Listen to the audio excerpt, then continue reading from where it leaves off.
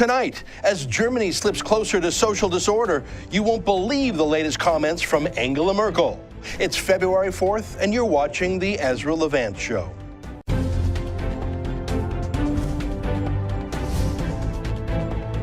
Why should others go to jail when you're the biggest carbon consumer I know? There's 8,500 customers here, and you won't give them an answer. You come here once a year with a sign, and you feel morally superior. The only thing I have to say to the government for why I publish it is because it's my bloody right to do so.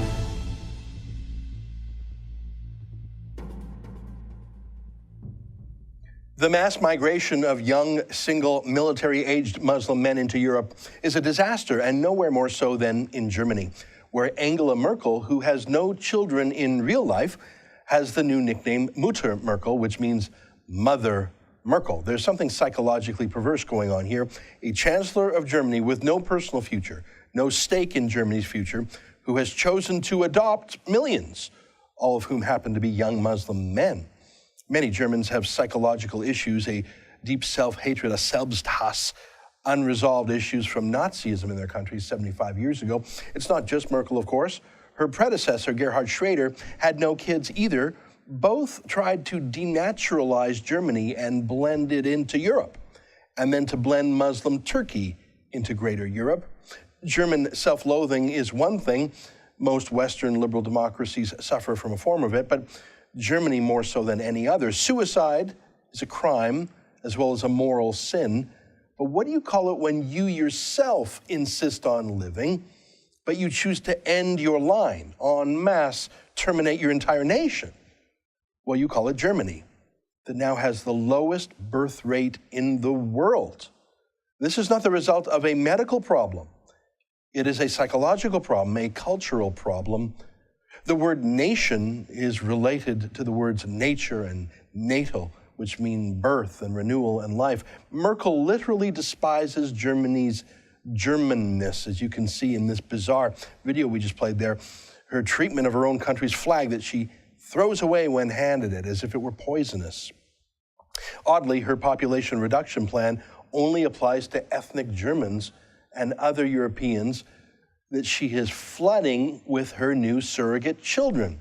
She loves the streaming hordes of young, overwhelmingly Muslim men from Syria, but also from Turkey and Iraq and Somalia and North Africa, and really any Muslim who wants to come in. They are not refugees by any stretch of the definition. They are migrants, but even that doesn't properly describe who they are. They are an army of young men with all that means. They're full of testosterone, which means fighting and sex. Male instincts that have been restrained in the West by cultural concepts like the rule of law and chivalry towards women, and frankly, the self-imposed customs and obligations that come with Western citizenship in a liberal society. But Merkel has destroyed those and invited in people who believe in Sharia law and what comes with that, namely that secular law is not to be obeyed and infidel women are theologically dirty, so they can be physically abused with impunity. Thus, the mass rapes across Europe on New Year's Eve. Now, surely that bothers Merkel. Surely, as the first woman chancellor, the irony cannot have escaped her that she, a woman, has brought rape and fear to German women unseen since the Soviet Red Army raped its way to Berlin to avenge Stalingrad. Look at how tired she looks, worn out, distracted, stressed, even captured in her official Time magazine Person of the Year cover. Surely she cannot be blind to the crime and carnage that has wrecked her country, the street battles. She is an avowed anti-Nazi, of course, or at least against Nazis of the white variety.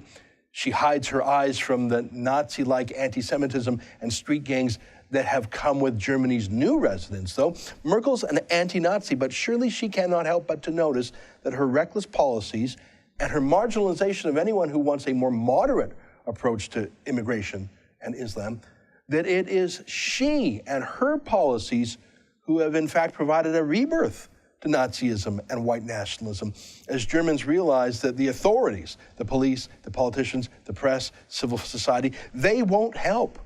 They will only demonize victims of Muslim aggression as racists. They will put political correctness above the safety of German women. If Merkel has no help for raped German women, if Merkel won't stop the mobs of Muslim men, there are other less savory sorts who will step up and fight, street gang to street gang. Angela Merkel is the Mutter of a neo-Nazi rebirth too. Well, look, not everyone wants to use the German nation as a personal psychotherapy experiment, and even many fellow liberals draw the line at emotional self-loathing as opposed to mass rapes and violence. So some of Merkel's own party members are starting to press her to stop this madness. So last week, she made an announcement. She will continue to let in young Muslim men by the million. She will continue to have open borders, no vetting, first come, first served, survival of the fittest, no language skills, no job skills, no cultural skills, no acceptance of Germany's customs. She'll keep all that. Her concession was to announce that these millions of Muslims, they'll have to go home after the wars are over. Seriously. Well, I guess the first point would be who? Germany has just lost track of 600,000 of these latest Muslim migrants. No clue where they are. They could be in Germany. They could be somewhere else. So good luck with those 600,000. But what about the other millions? So after welcoming them to Germany unconditionally and telling them that they are her children and they belong to Germany, that's her phrase, now she's just expecting that they'll pick up and leave. Her and what army? But of course she doesn't mean it. It doesn't even make sense. When the wars are over, they'll go home. Wars in Muslim countries, they never end. They are in a constant struggle against each other or against themselves or dictators against their own populations. What would it even mean for the war to be over in Afghanistan or Somalia? And that's another point. Many of the Muslim migrants in Germany are not from Syria. They just said they were to get in unconditionally. They're from 24 different Muslim countries. They're from Turkey. The Muslim rapists in Cologne on New Year's Eve were predominantly from North Africa, places like Morocco and Tunisia and Algeria. What war is Merkel talking about there? Look, she doesn't mean it. She's troubled. She's stressed. You saw those pictures of her. Surely she sees she's ruining her country, dividing her country, radicalizing her country, bringing violence to it and fear. She's just saying this to buy time, but doesn't she know the war she's talking about? It's not just in Syria now. It's not just over there now. The war, why, Angela Merkel has brought the war into the heart of Germany. That's where the war is now. She's the one who opened the gates to the invaders. Stay with us for more.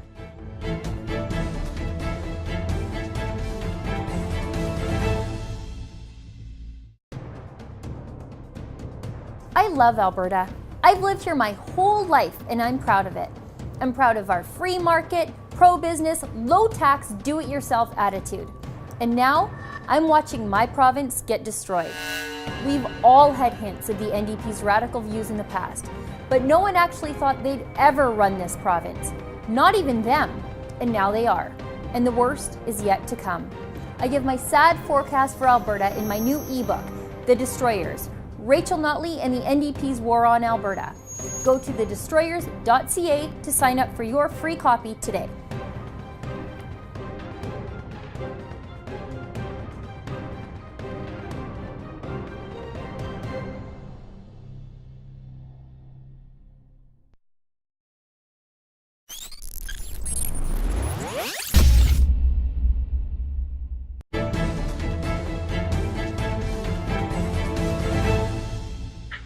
Welcome back to the program. One of the things that motivates me here at The Rebel, but also frustrates me, is how few media outlets cover the truly dangerous issues of our time. That's why I focused on the story of Roosh V yesterday, is because all this mania and panic and moral outrage over a harmless blogger is so obviously a sublimation, in my view, of people who are afraid to say anything about real mass rapes and sexual assaults going on across Europe. I can find no other explanation for why the same social justice warriors who are on high alert over a blogger are silent about mass rapes in Europe. And joining me now is one of the few people I look to on a daily basis for the kind of news I can't find anywhere else. His name is Oliver Lane, and he's an editor at Breitbart London. He joins us now via Skype. Oliver, what a pleasure to meet you. And a pleasure to be on the show. Good afternoon. Thank you. I mean, you're part of the Breitbart London team. We know Simon Kent is with you, other friends like James Dellingpole and Raheem Kassam. Your specialty is following the news of the Million Muslim March through Europe. It was you who broke the news in the English language of the 1,000-person sexual assault in Cologne, Germany on New Year's Eve. Tell us how you did that. How did you find the news that the rest of the media was suppressing?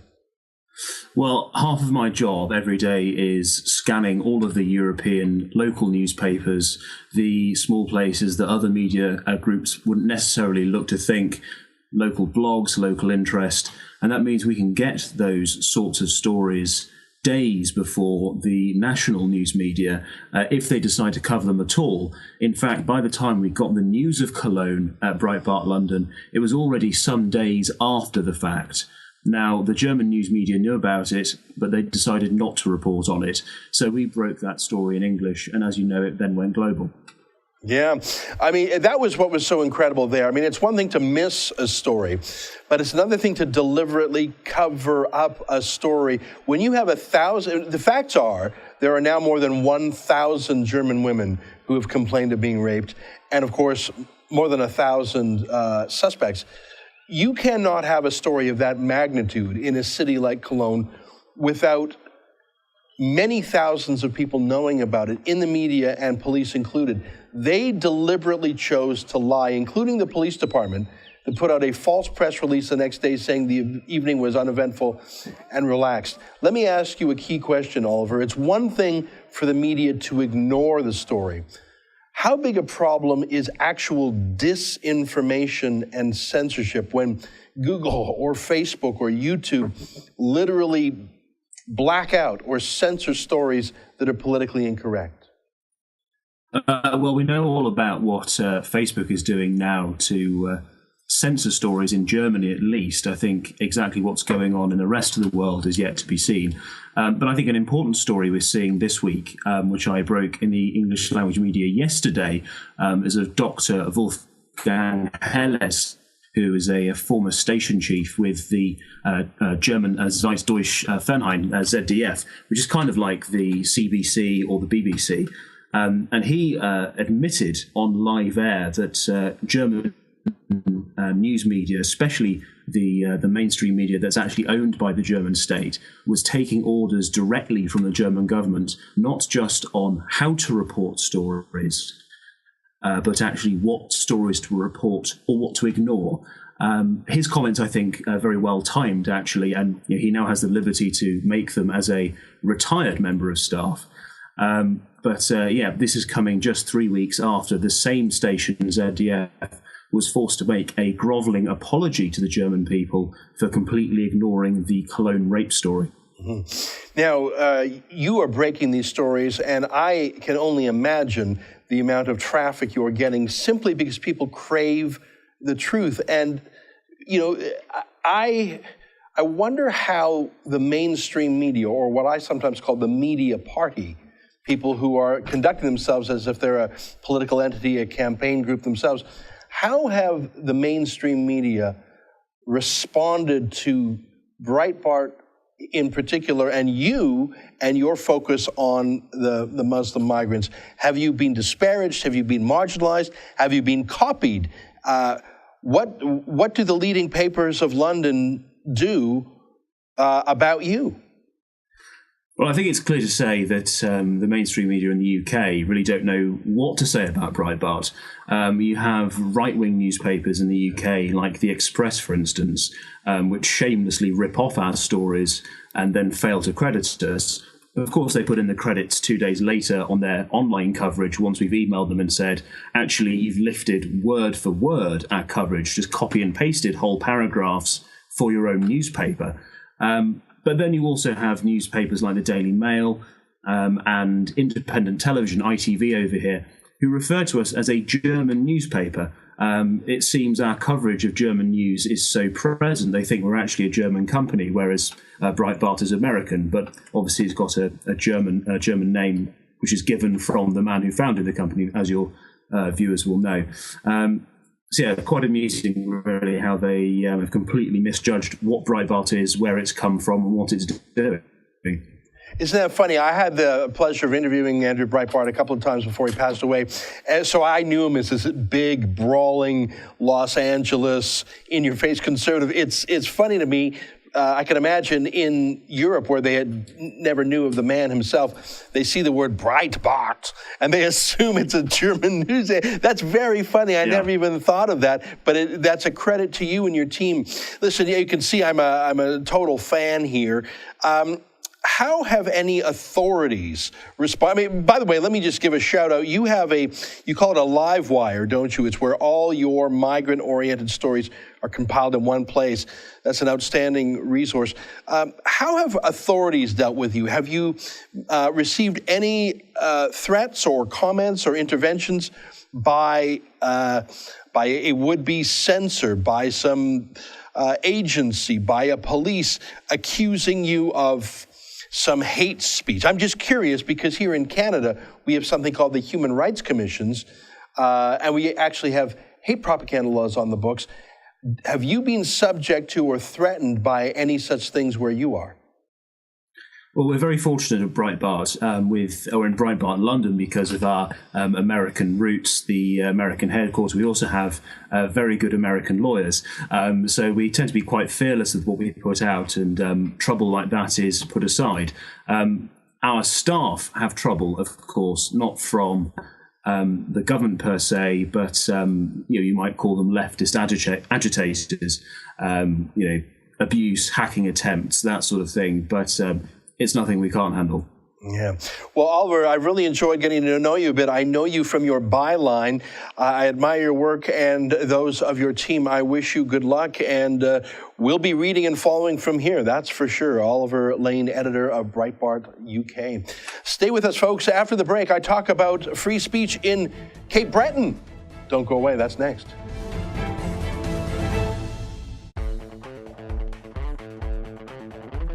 Looking for the perfect gift? Did you know the Rebel.media has a store? Make a statement with a t-shirt. Have your morning coffee in a Fearless Travel coffee mug. There's even an Ezra Levant bobblehead. It's a one-stop shop for the perfect gift. And don't forget to pick up something for yourself. Go to therebel.media/store to find out more.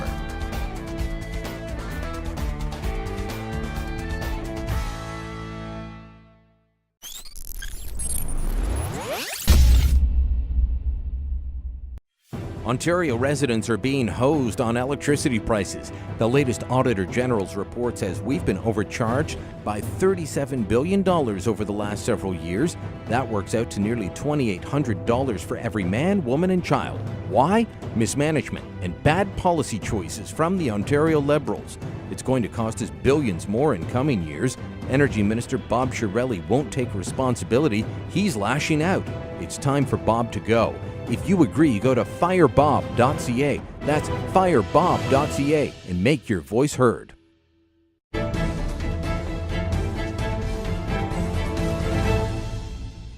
Welcome back to the program. Is freedom of speech under attack? Well, of course it is. It always is, and most of the time in the name of do-goodery. People trying to solve some genuine problem, but they throw out the freedom baby with the bathwater. Well, joining us now via Skype from Cape Breton University is the Students' Union out there, Brandon Ellis. Welcome to the show. Nice to meet you.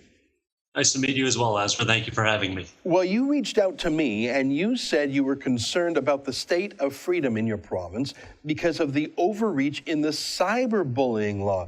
Now, anyone who cares about freedom of speech is a friend of mine, but I gotta say, before we get into the subject matter of our discussion today, I find it unfortunately rare to see a student union leader who cares about freedom of speech. In my anecdotal observation, many student union leaders are for the forces of political correctness and social justice, and they put freedom of speech much lower down in the hierarchy.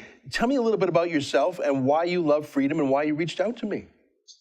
Well, I believe in the Constitution here in Canada. I believe in the Charter of Rights, and I've reached out because I feel that some of our rights here in Atlantic Canada have been violated with the recent cyberbullying legislation. I completely agree with you that a lot of student leaders are unfortunately on the side of political correctness, and my good friends at the Canadian Federation of Students typically lead the charge with that. Fortunately, though, I've taken a more pragmatic approach to my education here at Cape Breton University, and my education as a student leader as well. I know there's not just one side to everything. I tell you the truth, Ezra, I spend quite a bit of time watching Rebel Media videos, and Lauren Southern in particular. I find she's the great. work that she's doing is really good in the name of free speech, and she's doing a lot of positive work on university campuses as well. So I'm a big fan and big supporter of free speech overall. Well, that's amazing. I tell you, I have never heard those words spoken by a student leader before. So this is a rare day for me, and I thank you for your kind words. Let's move on to the substance of what you contacted me about. Listen, the case of Rehtaeh Parsons was shocking and tragic and infuriating, and that's that. In the name of fixing a problem, in the name of healing some hurt, censorship laws can come forward. And in this case, cyberbullying. I mean, who could be against banning cyberbullying? But when you try and define it, you're really building a censorship law. Can you bring me up to speed, Brandon, about someone in your community who has been targeted by this cyberbullying law? You sent me the case, but I know you know it better than me. Can you describe it for our viewers? Yeah, and I only know so much of it as well. But essentially, a friend of mine, a neighbor of mine, has had his freedom of speech greatly limited by the powers of the province. He was dismissed from his position of work for trying to unionize, ironically, and they let him go, and he decided to take his frustrations to social media with respect to why he was let go, some of the unsafe working conditions at that particular employer, and he was all, for intents and purposes, a whistleblower. And he took to Twitter, he took to Facebook, any means of social media that he could find. And before he knew it, he had representatives from the province knocking on his door, looking to speak with him and greatly discouraging him from expressing his beliefs. They knocked on his parents' door and tried to intimidate them as well. And unfortunately, his father ended up passing away a week later after the cyber scan unit ended up visiting his parents. The level of harassment that this individual has faced has been a borderline criminal, in my opinion, and has been greatly limiting to free speech. Well, now let me ask you a few questions. I mean, cyberbullying, the way I understood it when these laws were being proposed, to stop high school girls from being picked on, to stop sexting pictures from being stolen and published to the internet, violations of privacy, extortion, that sort of thing, protecting kids. I mean, normally when we use the phrase bullying or cyberbullying, we're talking about children that need some protection. We're not talking about grown-ups, and we're certainly not talking about institutions like companies or the provincial government claiming that a grown man who's making a political complaint or a workplace complaint or a political complaint is cyberbullying the world. It just seems such a stretch, but that's the problem with censorship. You bring in a rule and people sort of check it out and game it and say, well, how can I use cyberbullying in my case? And you have police or prosecutors or activists whose living depends on stretching the law so they can stay busy. You haven't said the name of this person, and I don't know if there's a reason for that, but the way you've described it, and you sent me some more details on the case, is that this is a regular dispute where people can disagree, but instead of dealing with the substance of it, the government is going to clam him up. It's just so obviously an abuse. Is anyone coming to his aid? He has been meeting with the province. He attempted to meet with the Minister of Justice. He went up to her constituency office about a week ago He's spoken with a few other provincial MLAs, and I'm sure they're doing the best they can.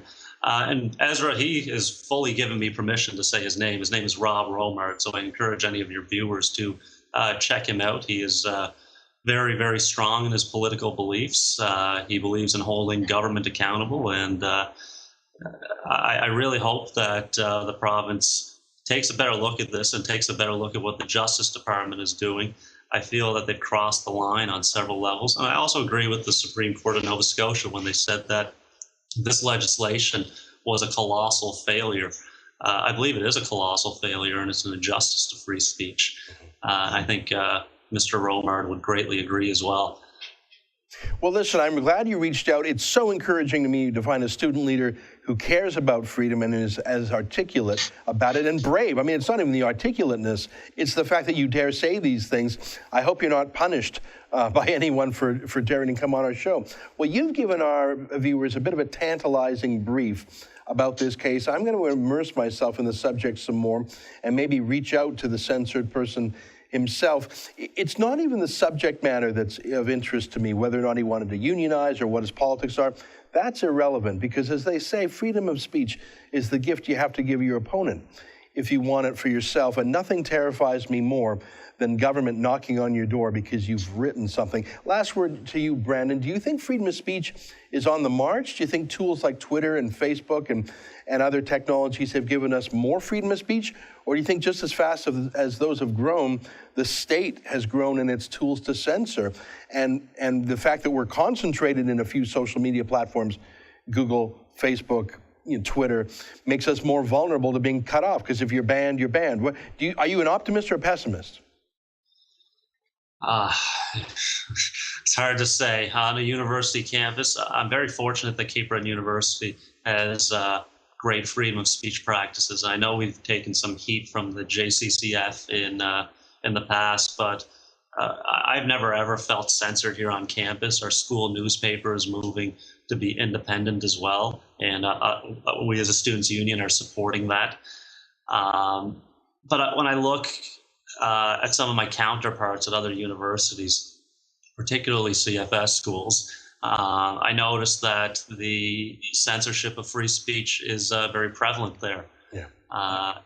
And that opinions are silenced, and alternate views that aren't as popular are not welcome.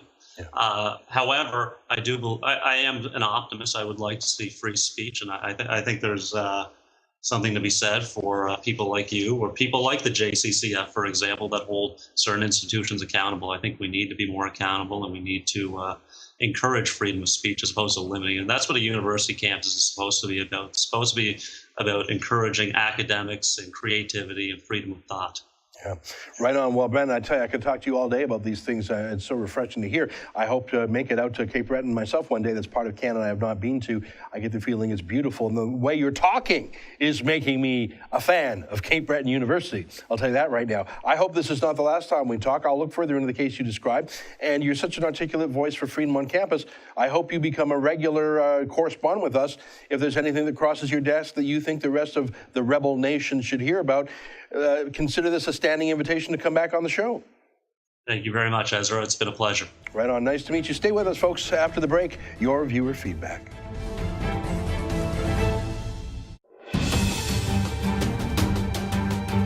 So open-minded that the brains have fallen out. What's the point that you're making? The point that I'm making is that if you're going to propose a massive overhaul to the way the economy is developed in terms of carbon tax, cap and trade, other forms like that, it helps to have some science that is in fact settled.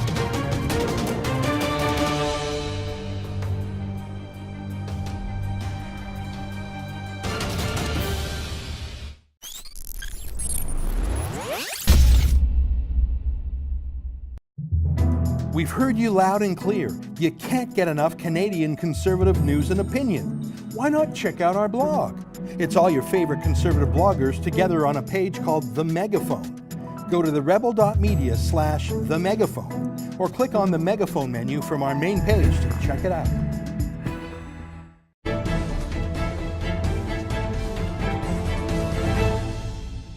Welcome back. My favorite part of the show is viewer feedback. I didn't get a lot of feedback on my report about Roosh V, the so-called pickup artist who has put half a dozen countries into a frenzy, but I got some strong feedback. Here's Mona, who says, F off, Ezra. I had respect for you, but now you've made me sick. I feel sorry for your daughter to have had that misfortune of having you as her dad. Have you done any research on Douche V? Have you read his blogs? And you say he's not dangerous? If I was ever to meet this pile of shit, I promise you, he would never be able to rape again. His voice would end up being a few octaves higher, however. I suspect at some point in time, this boy will meet his end. And all I'll say is good riddance to that scum. I will no longer be sending the rebel any funds, nor will I be taking part in any of your causes. So just F off already. Well, tell me how you really feel. Actually, that's my first response. You don't mind being offensive yourself, swearing up a storm, making personal aspersions about me as a dad, etc. I don't mind. I've got a thick skin. I regard it as part of an emotional debate. But do you see my first point here? How can you choose to be so offensive and try and hurt my feelings and even make a sort of threat? I mean, it's a pretend threat, I know, but still a threat to physically assault Roosh. How can you do all that, but then ask for someone to ban other people that you find offensive? Don't you see that when it comes to censorship, what comes around goes around? That free speech is the one thing we actually have to give to our opponents if we want it for ourselves. But I think I know why you're so mad. It's why the governor of Texas put out a press release on Roosh V too. If you can believe it, it's just incredible to me. Now, hundreds of politicians and journalists have all joined this big conga line denouncing Roosh as pro-rape. I mean, you say it too. You say he should never rape again, as if he has raped anyone. Now, if that were true, I would share your rage and probably engage in some profanity too. And heck, just to prove how anti-rape I am, I might put out a press release confirming that I was anti-rape. But here's my quarrel with you. You ask me if I've done my research on Roosh, and I have. I've actually read his satirical essay about how to prevent rapes, where he engages in a thought experiment about how to make young women more careful about getting drunk and going back to a strange man's apartment. His thought experiment was the best way to scare away women from such risky hookup culture behavior would be to tell them that rape was legal on private property so they wouldn't go back to rooms with strange men. It was a dumb essay, not written particularly well, but it was clearly a satire in the vein of Jonathan Swift's essay called A Modest Proposal, where Swift suggested that we eat poor people, to solve two problems at once. You don't have to agree that Roosh was funny. You just have to acknowledge that it was an attempted joke. So that's it. He's not a rapist. From what I can see, he does not propose rape. But if that's all you've heard, that he's a pro-rapist, then sure, you'd be furious. I know that Roosh is sexist and offensive to many, maybe most people. And that's it. And I know that if we start banning people who are offensive, then you're going to jail for offending me, and I'm going to jail for offending you, and we're all going to be living in an unfree world. Which brings me to our next letter. It's actually a press release put out last night by the Conservative Party's immigration critic, Michelle Rempel. Let me read the headline in first paragraph to you. Conservatives urge Minister McCallum to keep Roosh V out of Canada. And then it goes on. Today, Michelle Rempel, immigration, refugees, and citizenship critic, called upon the government to keep Canadian women safe and use ministerial discretion, such as the negative discretion authority, to deny Dariush Valizadeh entry into Canada. Quote, his message is completely counter to Canadian values of gender equality and support for women's rights, unquote. Well, for starters, Roosh V is not coming to Canada any more than he's going to Texas or Australia or Holland or New Zealand or any one of other dozens of countries that have freaked out. But this was about virtue signaling, right? Showing that the Conservatives can be social justice warriors too. Now, again, I would agree if there really was a rapist or even someone saying he was going to commit a rape or promoting rape, I would agree if that's who was planning to come here. But I think that someone in the Conservative Party's research department might have actually just Googled for a minute to check who Roosh V was and realized he wasn't a rapist, because the rationale offered in Rempel's press release was that Roosh has a message that is counter to Canadian values of women's rights. So two things here. We are right now, as a country, racing to import 50,000 Muslim migrants from Syria, which is one of the most sexist, misogynistic, homophobic, anti-Semitic, backwards places in the world. I mean, talk about rape culture and honor violence and polygamy and women treated as the property of men, and we are scooping up 50,000 people from there and bringing them to Canada.